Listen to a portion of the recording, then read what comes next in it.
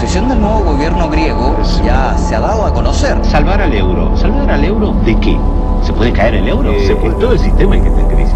Todo este sistema financiero está en crisis, el euro está en crisis, el Banco Central Europeo y obviamente todo este mecanismo. Crisis que vive el país y buscar apoyos para el nuevo plan de austeridad, condición necesaria para que Grecia siga recibiendo ayuda de la Unión Europea y del Fondo Monetario Internacional.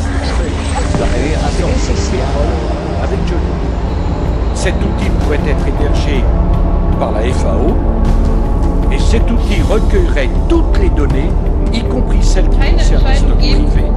Ökonomisch tragfähig ist und den rechtlichen Anforderungen sowohl mit Blick auf europäisches Recht als auch Las medidas anticrisis ya han provocado desacuerdos en el seno del partido gobernante y han conllevado protestas masivas en las calles. Papandreou, por el liderato del partido, se convierte en el hombre fuerte del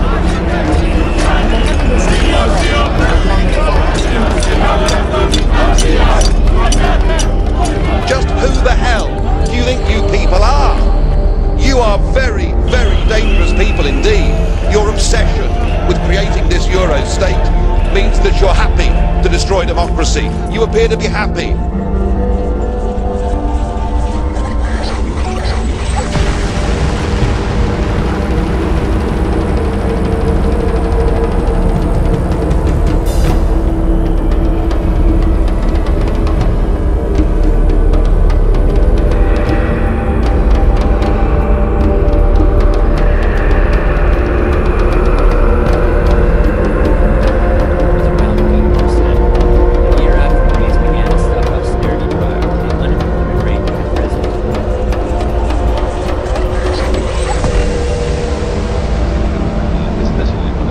Es uno de los responsables de esta crisis que hemos vivido. Goldman Sachs sigue siendo uno de los protagonistas no de los juicios a los responsables de la crisis, siguen siendo protagonistas de este sistema financiero. Y es la gran herencia que tiene esa crisis, que no se ha resuelto, es decir, no castigó a los culpables, lo dejó en lugares protagónicos. La increíble explosión de la putrefacta burbuja de la deuda económica griega que ocultaba la descomunal corrupción de un sistema financiero en la quiebra por el despilfarro, los excesos de placer y la apariencia de una sólida economía helena, maquinada desde el 1 de enero de 2001, cuando Grecia renuncia al dracma para formar parte de la moneda única del Sacro Imperio Romano reavivado, conformado por todas las naciones del superestado de la Unión Europea, bajo la sombra del Vaticano, representado en revelaciones apocalípticas por la mujer vestida de púrpura y escarlata, adornada con oro y perlas, sentada sobre una bestia escarlata llena de nombres de blasfemia.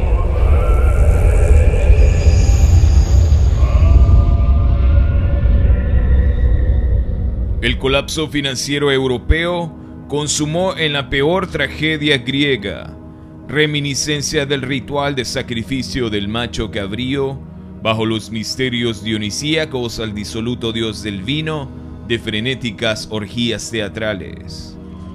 Personificándose en desconocidos escenarios de caos y conflagraciones ocultas en la esfera del gobierno humano en completa ruina, arrastrando a Grecia al precipicio de lo impensable, asentada en un letargo de placer carnal ilusorio y extravagantes derroches de vanidad, bajo el engaño y la obsesión de poderosas fuerzas invisibles detrás de la escena, que intentan crear un gobierno mundial absoluto, bajo las directrices y agendas del gobierno en la sombra, que descansa en los poderes del Vaticano, el Parlamento Europeo, el Fondo Monetario Internacional, el Banco Central Europeo, las Naciones Unidas, los bancos de las naciones más poderosas de Occidente, la nobleza negra europea y miembros de sociedades secretas. Hoy están arrastrando literalmente al mundo desde el cierre de la etapa de la globalización, la están dando por concluida, la están cerrando, hacia ya la implementación formal de un gobierno mundial. Sabemos que el Imperio Romano ocupaba un extenso territorio y que este imperio actualmente se haya desintegrado en muchas naciones poderosas. La cultura, el espíritu y la esencia del Imperio Romano continúan existiendo. Todas estas grandes naciones de la eurozona son simplemente componentes del Imperio Romano reavivado, consolidado por el euro como moneda única, diseñado bajo precisa simbología ritual de magia negra, de cultos ancestrales babilónicos, de invocación al espíritu sumerio de nombre Marduk, poderoso ser que mantenía el equilibrio y abría las puertas de la sabiduría para el mundo político y la iniciación al mundo oculto, encontrado en el libro prohibido del Necronomicon, cuya lectura puede provocar locura y muerte.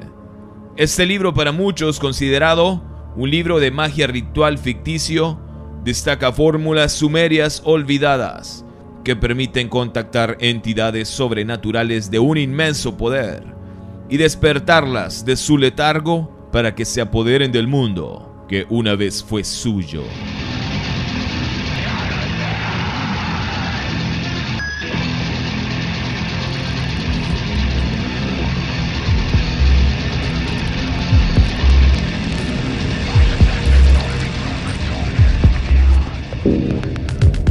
El simbolismo esotérico es evidente.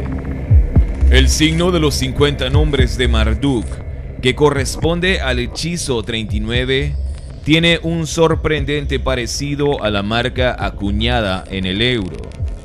Los motivos principales de los billetes del euro son puertas y ventanas, que simbolizan el espíritu de apertura de la Unión Europea y subliminalmente la apertura al mundo oculto. Las dos líneas paralelas hacen referencia al equilibrio y estabilidad dentro del territorio de la zona euro.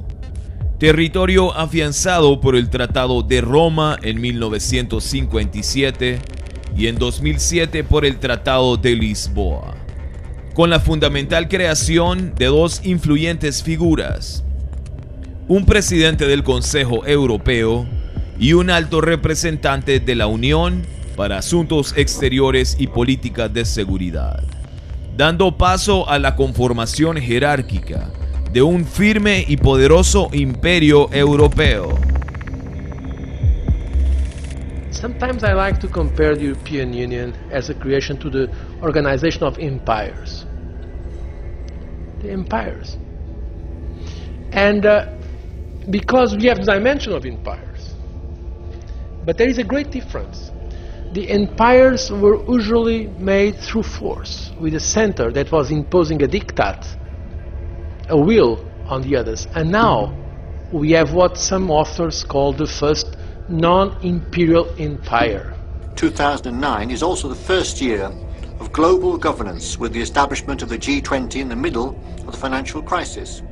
Cada nación de la Unión Europea es representada por un pentagrama o estrella de 5 puntas, de la pagana simbología ocultista y esotérica utilizado en rituales de magia blanca y magia negra, que al invertirse representa el rostro de un macho cabrío, alusivo al espíritu de las tinieblas de nombre Baphomet, nombre de origen griego de la fusión de dos términos, cuyo significado aproximado es bautismo de la sabiduría. El culto de adoración a este demonio, designado portador de luz y sabiduría, se le atribuye a los caballeros de la Orden del Temple, a ritos masónicos y satánicos. El afiche publicitario de finales de los 80 de la Unión Europea, que lee del inglés Europa, muchas lenguas, una voz, muestra 12 estrellas alusivas a la aureola de la Inmaculada Concepción de la Virgen María, figura de mayor veneración en Europa, con miles de santuarios consagrados al culto babilónico de la Madre y el Hijo en toda la región europea, uniendo masonería y blasfemia.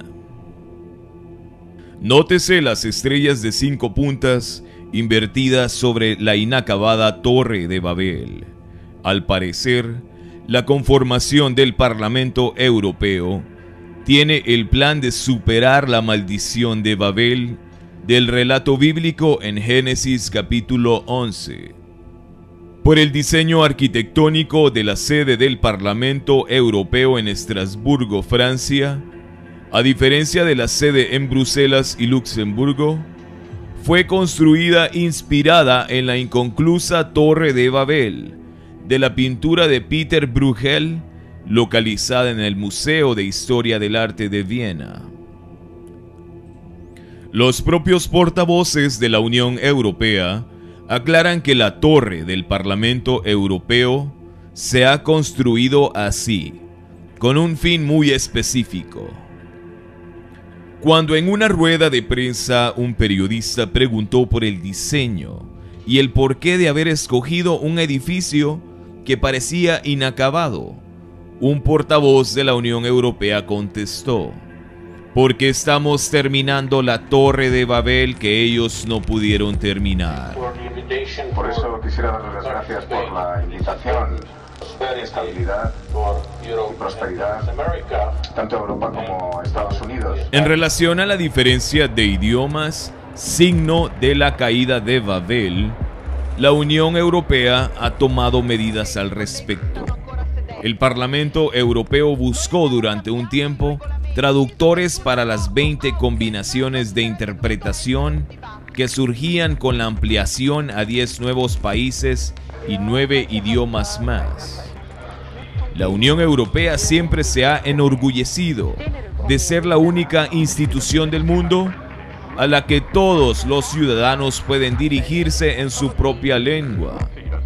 El funcionamiento de esta moderna Torre de Babel necesita un ejército de lingüistas y traductores, y sería imposible sin el avance tecnológico.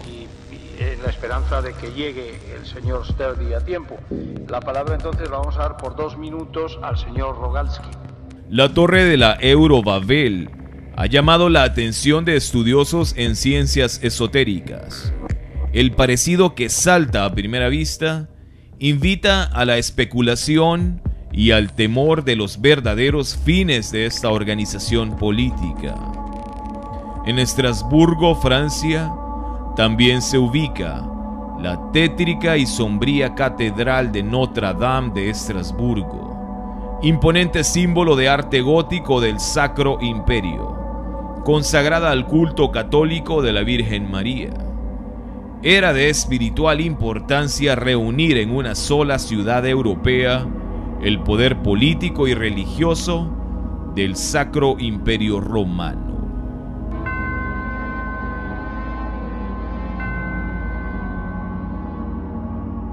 No es casualidad que en la mitología pagana, Dionisio, el dios de la embriaguez, inspirador de la locura ritual y el éxtasis, estrechamente asociado a los sátiros y faunos en rituales sexuales desenfrenados y ofrendas públicas de machos cabríos, sea un reflejo de la pervertida e intoxicada sociedad grecorromana actual en Europa, especialmente en las entrañas del Vaticano con los casos de pederastia y homosexualismo, como también en las altas cocainómanas esferas política y financiera de Europa, para mencionar el caso del primer ministro italiano Silvio Berlusconi y su adicción sexual a prostitutas menores de edad, el escándalo del francés Dominique Strauss-Kahn, quien fuera director del Fondo Monetario Internacional, acusado de asalto sexual e intento de violación en Estados Unidos y Francia. Es imposible comprender la caída de Dominique Strauss-Kahn sin situarla en el contexto del proyecto que ese personaje representaba: la creación de una nueva moneda internacional de reserva. Proyecto rechazado por el complejo militar industrial israelí estadounidense. Aparece la teoría de la conspiración porque antes de que sucediera esto, Strauss-Kahn aparecía como uno de los candidatos mejor posicionados para disputarle a Sarkozy la presidencia. Este es uno de los primeros sospechosos. Este es, claro, uno de los primeros sospechosos. Se sabe, además, hubo trascendido de que desde el partido de Sarkozy estaban siguiendo los pasos personales de Strauss-Kahn, porque esto de la agresión sexual no es una novedad, sino que ya tiene algún antecedente en cuanto a denuncias que ha tenido con respecto a estos desvíos en su conducta. ¿Y quién más querría correrlo del fondo? Hay varias interpretaciones que se hacen en torno a esto. Strauss-Kahn también tuvo dificultades con el propio Estados Unidos, con lo cual también aparecía como uno de los primeros sospechosos el propio gobierno o el poder financiero de Estados Unidos. Strauss-Kahn era uno de los que había planteado la cuestión de que el dólar dejara de ser la moneda hegemónica e ir hacia una canasta de monedas o algún otro tipo de composición en el mundo financiero para salir de la crisis, con lo cual parece ser que no cayó nada bien en las autoridades estadounidenses y mucho menos en el poder financiero estadounidense. Pero también hay otras versiones que se van agregando, los que dicen que Strauss-Kahn era un titular del Fondo Monetario diferente por su origen socialista. Yo creo que los griegos no piensan esto, después del brutal ajuste que le aplicó a partir de marzo del año pasado, cuando Strauss-Kahn todavía era titular del Fondo Monetario Internacional. La creación de una nueva moneda única evoca la reconstrucción del Sacro Imperio Romano de Occidente durante el oscurantismo bajo Carlomagno, revestido y bendecido por la Iglesia Católica con la imperante idea de una sola moneda. Hoy en día esta política monetaria es una realidad con el absoluto respaldo de la Santa Sede.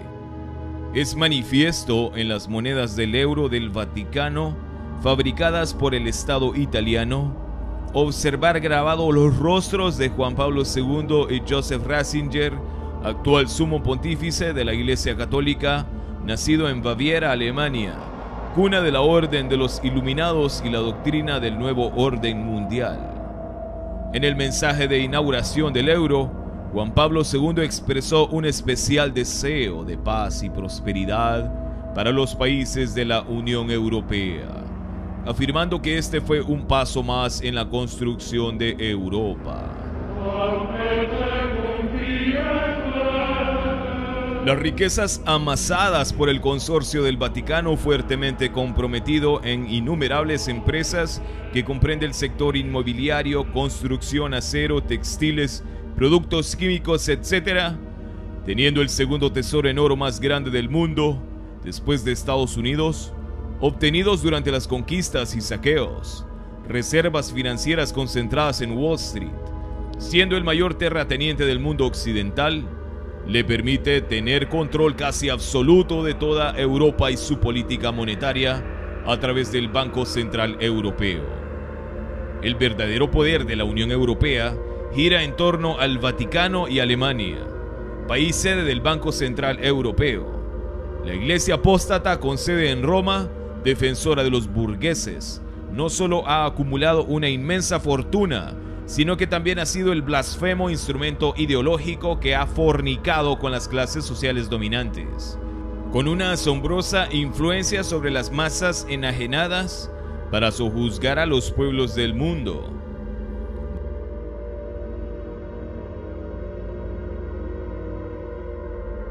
Haz la propaganda de la mortificación cristiana. El Opus Dei, la secta fundamentalista del catolicismo romano con sede en Nueva York, en complicidad con el cartel financiero mundial de los bancos más poderosos del mundo y Wall Street, han logrado situarse en control de la economía mundial, manejando gigantescos intereses económicos. El Instituto para las Obras de Religión, IOR, es decir, la institución financiera oficial del Vaticano, puede transferir fondos a cualquier parte del mundo sin límite de cantidad o distancia, garantizando la total opacidad de las transacciones. Entonces surge la pregunta: ¿podría acaso la Iglesia Católica, a través del Instituto para las Obras de Religión, suministrar grandes cantidades de dinero mediante transferencias secretas a cuentas de bancos alemanes, para fortalecer los planes de rescate de la crisis financiera que la misma Unión Europea propició? Hipótesis afirman que Berlín y las élites europeas planificaron la crisis financiera mucho antes de adoptar el euro como moneda única, conociendo de antemano que mediante el crédito fácil a las naciones menos industrializadas como Grecia, Portugal, España e Irlanda, adictas al crédito fácil, tarde o temprano rendirían su soberanía a la política monetaria del eje financiero europeo. Grecia fue electa para jugar el papel del miembro de la Unión Europea en bancarrota, a fin de crear un mayor problema, el cual la Unión Europea encontraría una pronta solución con un plan de rescate financiero y grandes ajustes a la deuda griega, que incluiría la privatización de los bienes estatales. Con un plan de ajuste que está compuesto por recorte de gastos, despidos de empleados públicos, más impuestos y privatizaciones. Una receta conocida. Una receta conocida que cualquier neoliberal te diría, pero es maravilloso, claro. Es la fórmula de la felicidad esto. Bueno, para los griegos me parece que no va a ser tanto. Así que dejaron que la crisis financiera ocurriera.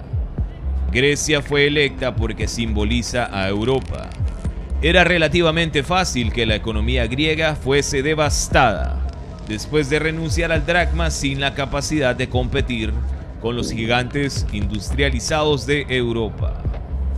La crisis económica ha sido creada por aquellos que quieren tomar un control superior absoluto de Europa.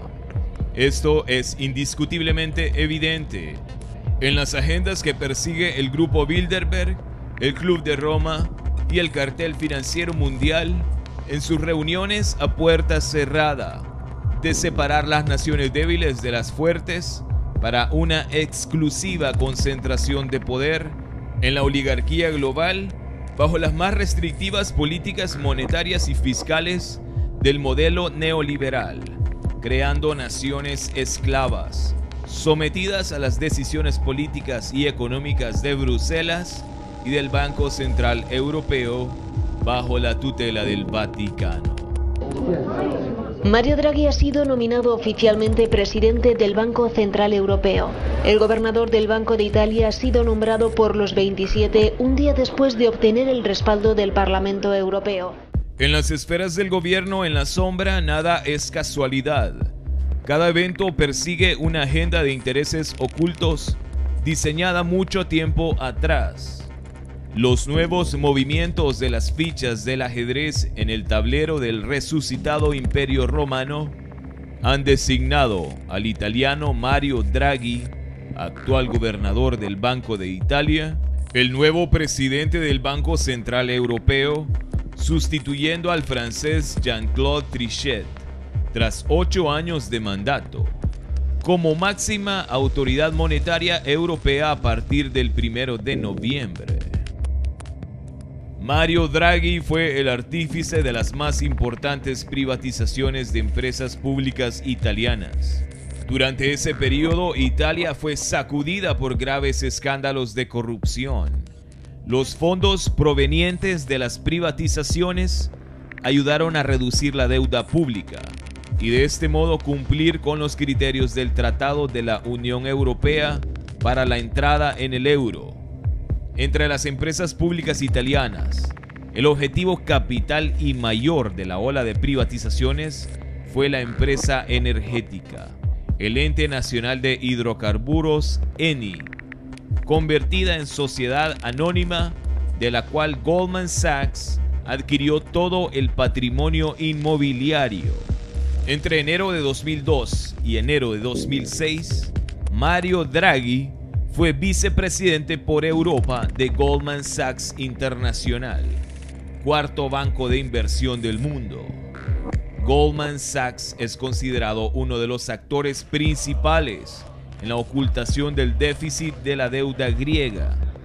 Nicolás Sarkozy y Angela Merkel serán los encargados de perseguir las directrices del monopolio financiero de Goldman Sachs para privatizar Grecia como parte del plan de rescate, a través de las regulaciones del Banco Central Europeo con Mario Draghi a la cabeza y la francesa Christine Lagarde, nueva directora del Fondo Monetario Internacional.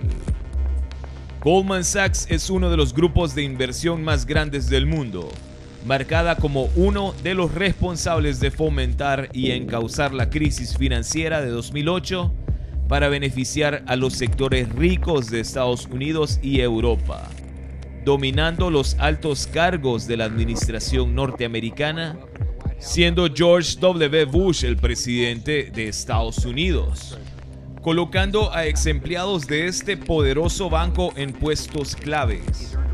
Este gigantesco feudo bancario elaboró gran parte de los artificios de inversión que enriquecieron a Wall Street, demoliendo la economía de Estados Unidos.